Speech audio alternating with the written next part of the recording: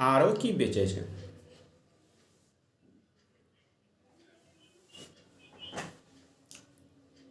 आरो कुछ बेचै छै की?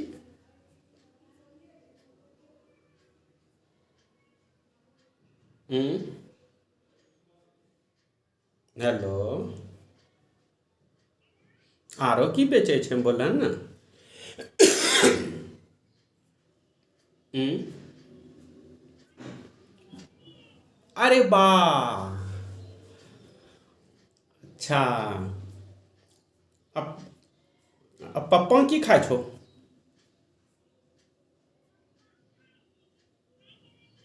आरो?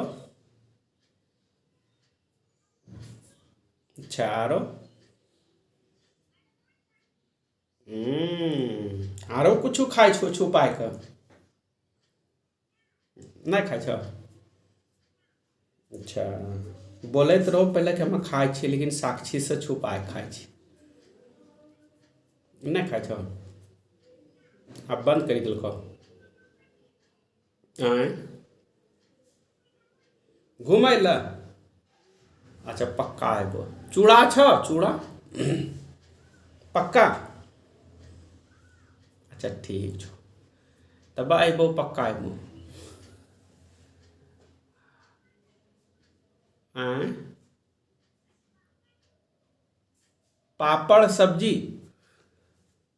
अच्छा। आ पप्पा कहाँ गेलो? दाएं।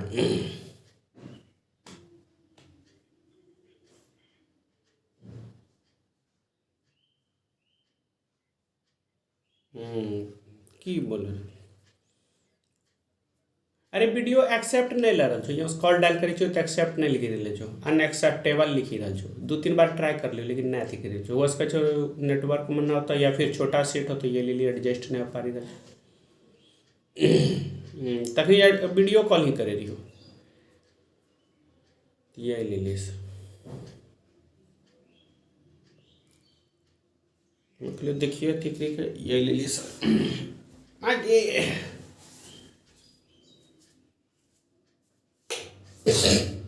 सवारों सब कुकी रे कुकू। हेलो हेलो हेलो, खुश रहो छोटी, की करे छो? कुछ नहीं। हाँ, पप्पा क्यों लको पहले ही बताओ, की आनल को?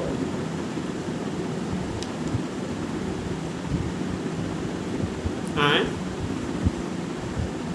सत्तू खैला? पप्पा आनल की पप्पा की आनल को? पप्पा रोटी सब्जी खेलको? बता, तोरा नाम किछ को? छोटी कौन ची? अरे वाह,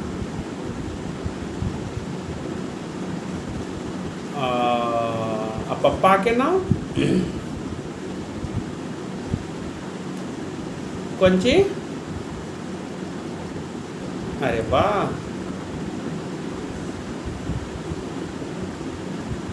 आरो साक्षी दीदी कौन को?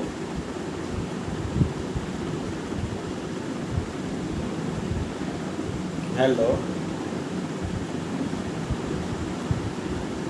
हेलो हेलो,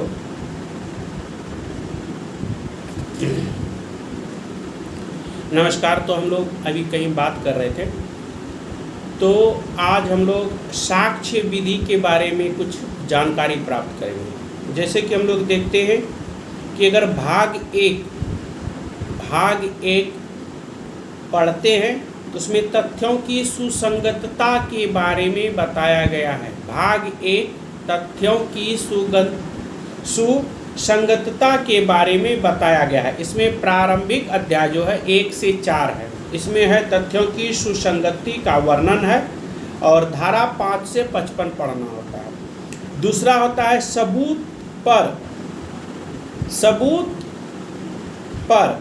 अब इसमें यह देखना है कि इसमें जो है कि सबूत क्या क्या होता है उसके बारे में हम लोग देखेंगे। और साक्ष्य की उत्पत्ति और प्रभाव अगर पढ़ना है तो साक्ष्य की उत्पत्ति और प्रभाव अध्याय 7 सेक्शन 101 से 114, अध्याय 8 विबंधन के विषय में सेक्शन 115 से 117, उसके बाद अध्याय 9 सक्षम गवाहों के विषय में 118 से 134 और अध्याय 10 गवाहों का परीक्षण धारा 135 से 166 और अध्याय 11 साक्ष्य की अनुचित ग्रहण एवं अग्रहण के विषय में धारा 167, ये सब सम्मिलित है। अब हम लोग एक जो साक्ष्य विधि अधिनियम पढ़ते उसमें एक वर्ड दिया होता है लक्स फोरी का अर्थ। बहुत सारे समय से जिसको कि हम लोग को पता नहीं लक्स फोरी का क्या अर्थ होता है। लक्स फोरी का अर्थ होता है उस स्थान की विधि जहां पर कार्रवाई की जा रही है। भारतीय साक्ष्य विधि देश विधि है, जैसा कि हम लोग जानते हैं भारतीय साक्ष्य विधि क्या विधि है, देश विधि है। अब इसमें से अगर हम लोग थोड़ा सा देखते हैं, इसमें कुछ रेखांकन दिया है, रेखांकन प्रस्तुतिकरण के बारे में दिया गया है। और अगर हम लोग पढ़ते हैं तो इसमें 15 मार्च 1872 के बारे में कुछ जानकारी प्राप्त करेंगे। अब थोड़ा सा हम लोग देखेंगे न्यायालय क्या होता है, कि बहुत सारे सब लोग जिसको न्यायालय के बारे में पता नहीं था। न्यायालय शब्द के अंतर्गत सभी न्यायाधीश और मजिस्ट्रेट तथा मध्यस्थताओं के सिवाय साक्ष्य लेने के लिए वैध रूप से प्राधिकृत सभी व्यक्ति आते हैं। दूसरा तथ्य से अभिप्रेत है और उनके अंतर्गत आती कोई वस्तुओं की अवस्था या वस्तुओं का संबंध जो इंद्रियों द्वारा बोधगम्य हो, कोई मानसिक दशा जिसका भान किसी व्यक्ति को हो, तो ये सब आपका तथ्य आ जाता है। तथ्य को इंग्लिश में हम लोग फैक्ट कहते हैं। इसमें देता है फैक्ट मीन्स एंड इंक्लूड्स जो होते हैं उसके बारे में हम लोग बात करते हैं। अब सुसंगत क्या होता है उसके बारे में थोड़ा सुसंगत के बारे में पढ़ेंगे। सुसंगत एक तथ्य दूसरे तथ्य से सुसंगत तब कहा जाता है जबकि तथ्यों की सुसंगति से संबंधित इस अधिनियम के उपबंधों में निर्दिष्ट प्रकारों में से किसी भी प्रकार से वह तथ्य उस दूसरे तथ्य से स्वशक्त हो तो उसको हम लोग कह सकते हैं सुसंगत। तब तक के लिए जय हिंद जय भारत। फिर मिलते एक नए वीडियो के साथ, तब तक नमस्कार।